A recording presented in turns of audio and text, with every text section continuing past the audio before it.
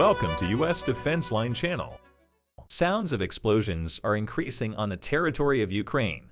A total of 24 airstrikes were carried out by Ukrainian planes on Russian anti-aircraft defense systems and on areas where the Russian forces' military equipment is concentrated. With these attacks, serious damage was done to many critical points. Ukrainian air defense forces destroyed a drone, 2 Russian Su-25 attack jets, and 2 Mi-8 helicopters. Russia's resources, many of which have been destroyed since the beginning of the war, may be depleted. Ukraine's rocket and artillery units also struck Russian self-propelled artillery systems and other important military targets. These units continue to lead the war by performing hundreds of shooting missions since the beginning of the war. Thanks to all these shooting missions, thousands of Russian military equipment and ammunition were also destroyed. Operational power of the Russian forces on the ground and in the air has seriously decreased. General Staff of the Armed Forces of Ukraine continues to announce the latest losses of Russian forces on the territory of Ukraine. Ukrainian forces destroyed 19 tanks, 5 unmanned aerial vehicles, 1 multiple launch rocket system, 1 helicopter, 1 fixed-wing aircraft, 3 air defense systems, 23 armored combat vehicles, and 9 artillery systems of the Russian forces. As a result of all these destructions, the losses in the existing resources of the Russian army reached critical levels. Moreover, the only loss of the Russian army is not limited to the losses incurred as a result of the attack. As the Russian soldiers, cornered in the operations on the fronts, start to flee without looking back, they leave behind many military equipment and ammunition. So far, Russian military equipment has been confiscated in many regions.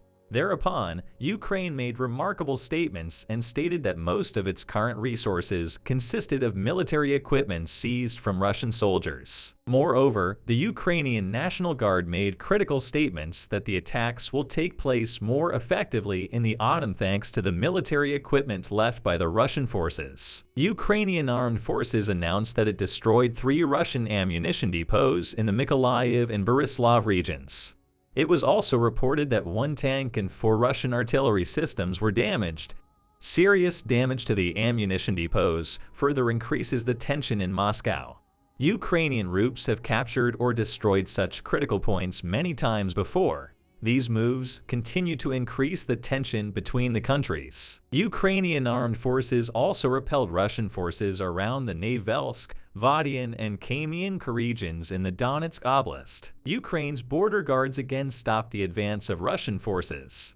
While the Russian forces were monitoring the positions using unmanned aerial vehicles, the Ukrainian border guards opened fire on the Russian drone and shot it down. It was reported that the Russian forces then tried to approach the observation posts built by the border guards along the Siversky Donets River from the opposite side of the river. Ukrainian border guards opened fire, stopping the advance of the Russian forces. Ukrainian border guard announced that it had no further attempts to reconnaissance on this front as a result of the discouraged Russian forces. Ukrainian armed forces attacked the Russian forces in the Luhansk region with artillery. Head of the Luhansk Oblast Military Administration, Serhiy Haidai, announced that the artillery units of the Ukrainian armed forces attacked the Russian forces around Chervenopopivka in the Luhansk region. Russian forces, on the other hand, continue their critical offensive efforts. This time, it carried out more than 70 attacks with 4 missile strikes, 25 air strikes, and multiple launch rocket systems. Russian forces attacked more than 35 places on the Zaporizhzhia, Donetsk, Mykolaiv, and Kherson fronts. Infrastructures are reported to have been damaged in regions. However, Ukraine will find a solution to this situation as well. Russia, on the other hand, will cause the military equipment and ammunition used in its attacks to be wasted. Russian forces continue to attack Sumy Oblast. Russian forces use mortars and artillery fire to attack the 3 areas on the Sumy front. Details of the region were shared by Dmytro Jivitsky, head of the Sumy Oblast Military Administration. It was announced that Russian forces deployed artillery to attack the Esmen region and 6 explosions were heard in the region. Russian forces attacked with 15 mortar bombs in Bielopolya region. It was announced that Russian troops also struck 9 times with propelled artillery in the Znavnovorid region and made 10 attacks with a grenade launcher.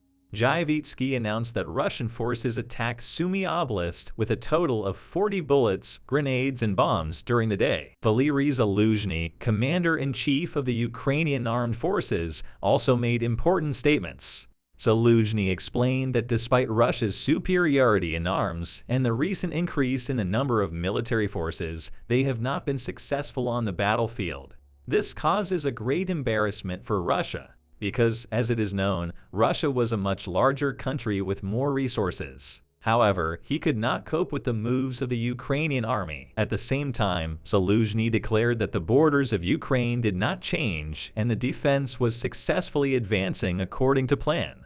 Explaining the objectives of the Ukrainian armed forces, Zaluzhny explained that the objectives of the Ukrainian armed forces are to retake the areas under the control of the Russian forces, to prevent the Russian forces from taking control of the new territory, to protect the critical infrastructure of Ukraine with anti-aircraft and anti-missile systems, and to create reserves for future attacks and to conduct training. Ukraine's Eastern Operations Command, on the other hand, fired a Russian Iskander-K missile that was heading towards Zaporizhzhia with a mobile manpads during the day.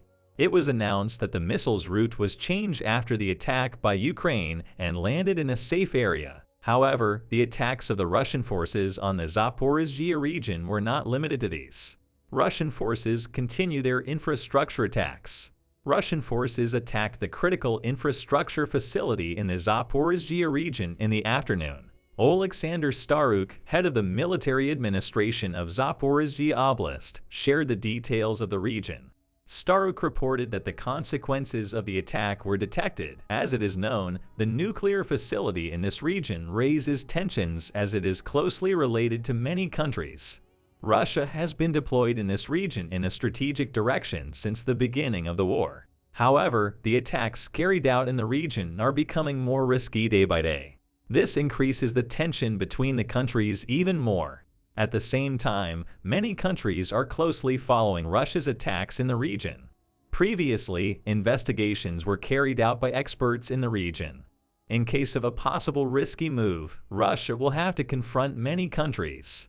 Moscow will not want this situation in the first place, because, as it is known, Russia has few supporters, while Ukraine has many supporters. At the same time, the change in Moscow shook the country's agenda. Changes made among the commanders in the country draw attention. Russia is again trying to pin its defeats on others. Moreover, it is seen that Kadyrov has a say in the military administration. This situation also reveals Putin's thoughts that there are weaknesses in his power to govern. In the last weeks, news of the commanders who were dismissed one after the other had come. This time, it was reported that the commander of the Central Military District, Colonel General Alexander Lapin, was dismissed. Lapin had recently come under heavy criticism from the Chechen leader Kadyrov. In early October, Kadyrov accused Lapin of surrendering the Lyman region, stating that he was incompetent. According to Kadyrov, Lapin, who was in charge of this defense area, made allegations that he did not provide the necessary tools to the Russian soldiers mobilized from the Luhansk front and were hiding in Luhansk. As it is known, this Lyman region was taken back with the siege of the Russian soldiers as a result of the unexpected operations of the Ukrainian troops. In fact, this loss of this region was one of Russia's greatest defeats. This revealed the shortcomings of senior management in Moscow. Tensions still continue in the military sphere in the country. In the long run, the decisions of the country's leaders and the progress of the soldiers on the fronts will become more critical. This causes each step taken to be much more important. It must now make its decisions in the two countries in line with its strategic goals. Otherwise, the erring party will suffer defeats. We'll see what happens in the next few days. We have reached the end of another video. You can support us by liking the video. You can easily follow new videos by subscribing. I wish you all a war-free day. See you.